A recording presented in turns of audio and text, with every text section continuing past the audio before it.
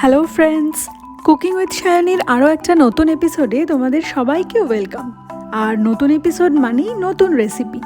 আজকের রেসিপি সাবুর পোলাও। যে কোনো পুজো কিংবা উপোসের দিন এই টেস্টি পোলাওটি খুব কম সময়ে কিন্তু বানিয়ে নেওয়া যায়। আর সাবুর পোলাও কিভাবে ঝরঝরে বানানো যায় তার বেশ কিছু টিপস আজকের ভিডিওতে আমি শেয়ার করেছি, তাই প্লিজ এই ভিডিওটা পুরোটা দেখতে থাকুন। একটা মিক্সিং বোলে নিয়ে নিচ্ছি 1 কাপ সাবুদানা।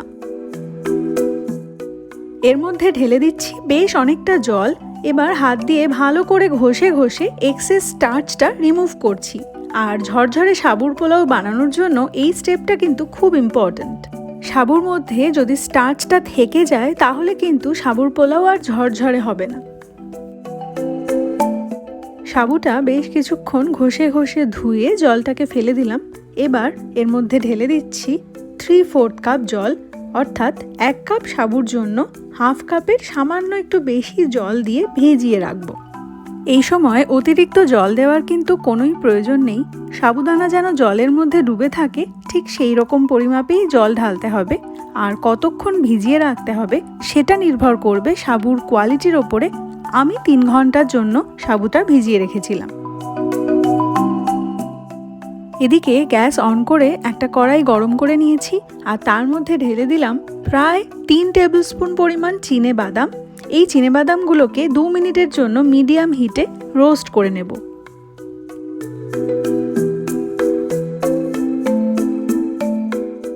চিনে বাদামগুলো ড্রাই রোস্ট করে নিলাম। এবার ঠান্ডা হওয়া পর্যন্ত অপেক্ষা করব। ফিরে এলাম 3 ঘন্টা পরে। সাবুদানাটা এখন সম্পূর্ণ জলটা সোক করে নিয়েছে এবং একদম ঝরঝরে রয়েছে। ওদিকে রোস্ট করে রাখা চিনেবাদামগুলো সম্পূর্ণ ঠান্ডা হয়ে গেছে। একটা মিক্সার গ্রাইন্ডার জার নিয়ে তার মধ্যে ঢেলে দিচ্ছি প্রায় 2 টেবিল স্পুন পরিমাণ চিনেবাদাম।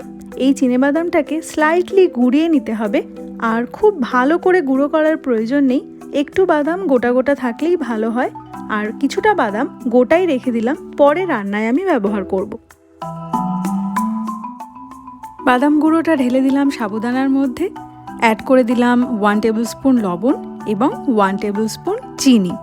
এই সমস্ত কিছুকে খুব ভালো করে মিক্স করে নিচ্ছি। বাদাম গুঁড়োটা অ্যাড করার ফলে সাবুদানার মধ্যে যে সামান্য ময়েশ্চারটুকু রয়েছে সেটাও কিন্তু অ্যাবজর্ব হয়ে যাবে।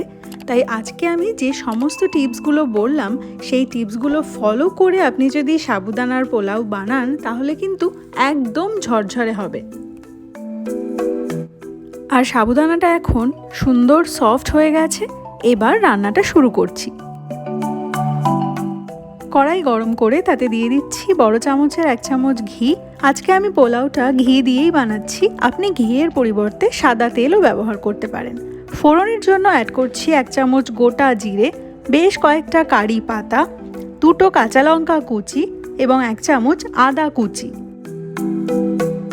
মিডিয়াম হিটে প্রায় 1 মিনিট সময় ধরে সব কিছুকে ফ্রাই করছি। অ্যাড করছি 1/3 কাপ গাজর কুচি। গাজরটাকে ছোট ছোট কিউব শেপে কেটে রেখেছিলাম। আরও 1 মিনিট সব কিছুকে ফ্রাই করে নিয়ে অ্যাড করে দিলাম একটা মিডিয়াম সাইজের আলু।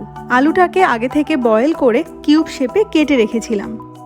এই পোলাওতে আলু এবং গাজরের পরিবর্তে আপনি আপনার পছন্দের অন্য যে কোনো সবজি যেমন ক্যাপসিকাম, গ্রিন বিনস, মটরশুঁটি, সুইট কর্ন এই সমস্ত সবজিও অ্যাড করতে পারেন।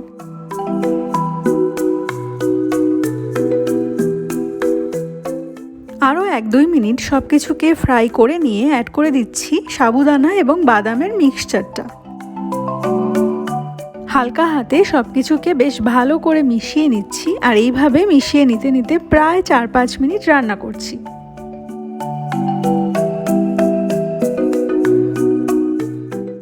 পোলাওটা এখন প্রায় রেডি।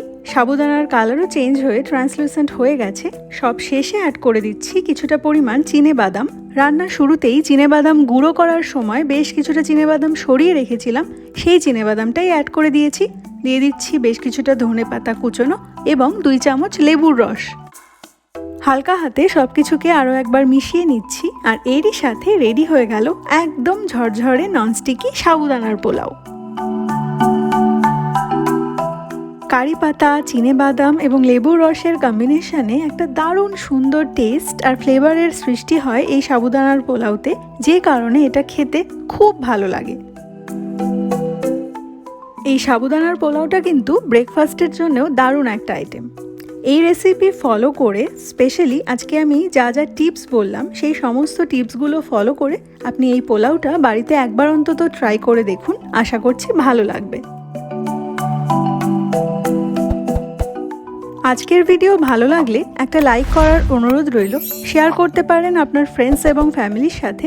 আর এইরকম দারুণ সব রেসিপিস পাওয়ার জন্য কুকিং উইথ শাইনি চ্যানেলটি এখনই সাবস্ক্রাইব করে নিন, আর পাশে থাকা বেল আইকনটা প্রেস করতে ভুলবেন না, তাহলে আমি যখনই কোনো নতুন ভিডিও আপলোড করব তার নোটিফিকেশান আপনার কাছে পৌঁছে যাবে। আজকের মতো এই পর্যন্তই, ফিরে আসবো নতুন কোনো ভিডিওর সাথে। ততক্ষণের জন্য বাই।